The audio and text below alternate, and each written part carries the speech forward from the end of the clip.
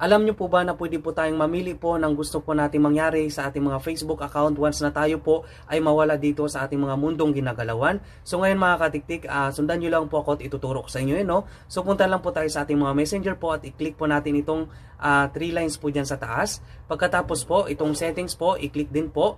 Tapos dito po, scroll up po natin at hanapin po natin itong See More in Action Center po. So i-click lang po no? Pagkatapos po dyan, i-click po natin itong personal details. Ayan. Pagkatapos po, i-click din po natin itong account ownership and control. Ayan po, no?